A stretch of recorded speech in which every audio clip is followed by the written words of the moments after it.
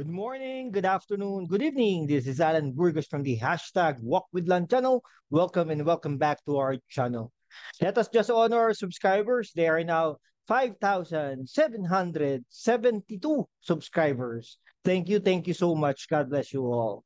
Okay, so if you are friends, if you are not yet subscribed to our channel, please do it so now so that we can be able to maintain and sustain this channel. And please, if you're watching this, please do not skip the ads so that we can be able to be supportive with our advertisers. Thank you so much.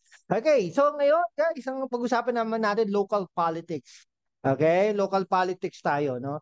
So pag-usapan natin, guys, ay with regards to uh, Makati politics, no? Yan. Okay? Taguig, Makati politics.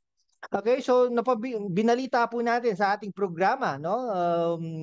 For the past couple of days na malamang pwedeng tumakbo si Abby Binay, ang mayor, kasalukuyang mayor ng Makati sa Taguig City. Kasi taga-ano po yan eh, no? Diyan sa Embu area yan nakatira eh. Ang alam ko diyan, ang alam ko. Or diyan sa distrito na yan, okay?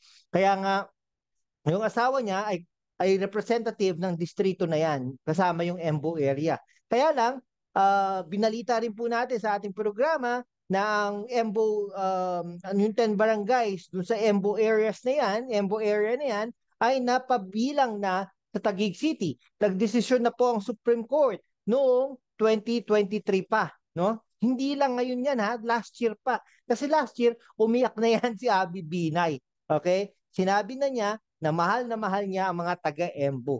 Kaya lang, walang ginawang aksyon ng mga Cayetano. No? Kaya hindi walang pinatay yung mga fire stations, okay, health stations, health centers, etc. Okay? So wala, no, nagkagulo. Pero recently, no, tingnan niyo po tingnan niyo ang ano, naglabas ng memorandum ang City Government of Makati na allowed pa rin ang mga Embu areas sa mga health centers ng Makati City, especially yung primary care clinic nila diyan sa area ng Guadalupe yata yan. Okay? So ibig sabihin, gumagawa pa rin ng aksyon si Makati Mayor Abby Binay sa mga kapakanan ng Embo barangays, no? Hindi na niya gagawin 'yan kung walang balak tumakbo bilang mayor ng Taguig, no? Si Abby Binay, no? Paano makakatakbo si Abby Binay bilang mayor ng Taguig? Unang-una, dapat 1 year residency bago tumakbo bilang mayor. Yung sa local 1 year residency. So anong ibig sabihin nun? On or before the election. Kung ang election ay Mayo 2025, dapat hanggang April or Mayo of 2024, resident na at nakapag-transfer na ng voting, no? Registration si Abby Binay mula Makati to Taguig. Okay? So maliwanag 'yon ha.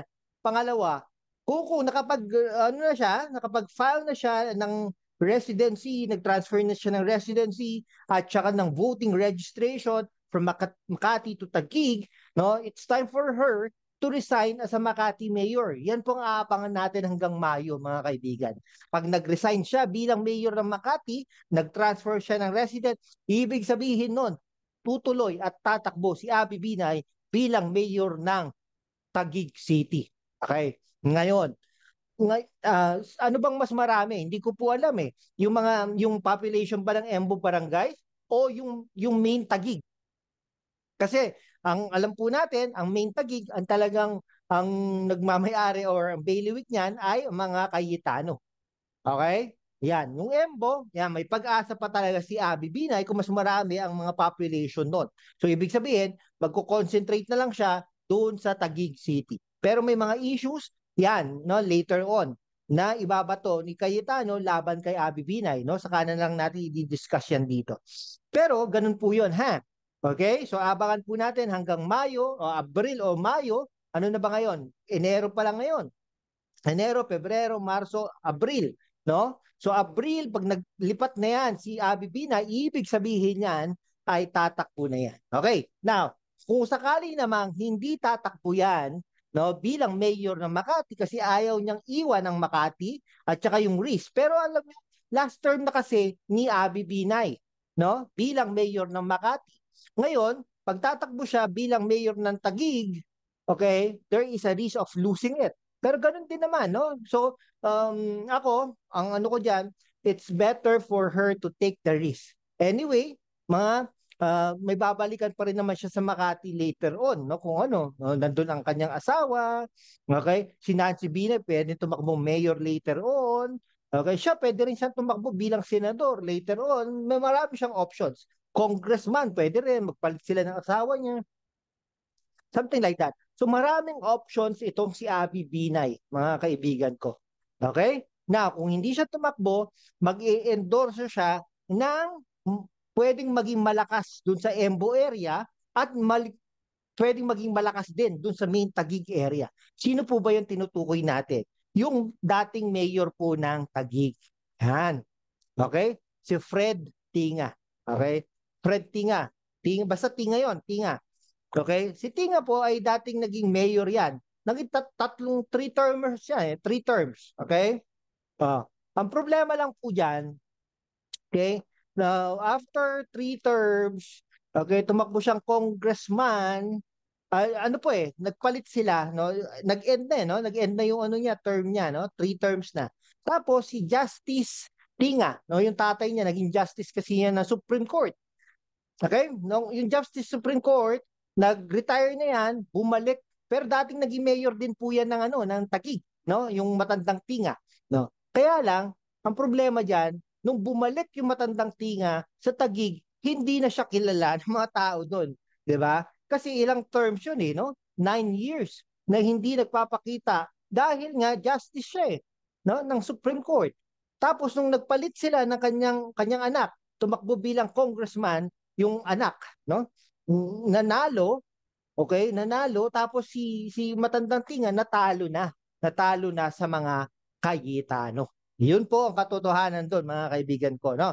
Kaya mortal na magkaaway yan, Cayetano at Taguig. Okay? Ay, sorry, Cayetano at Tinga.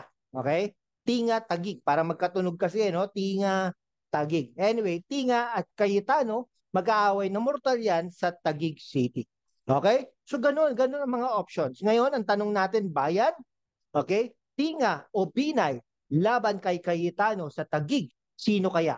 No? Kayo, kung papipiliin kayo, kung taga-Taguig kayo, malapit kayo sa Taguig, Makati kayo, etc. or may mga kamag-anak kayo dyan sa Taguig, sino ang gusto nyong lumaban kay Cayetano sa Taguig? Si Tinga o si Binay? Okay, so hanggang dito lang po mga kaibigan ko, no? Maraming salamat.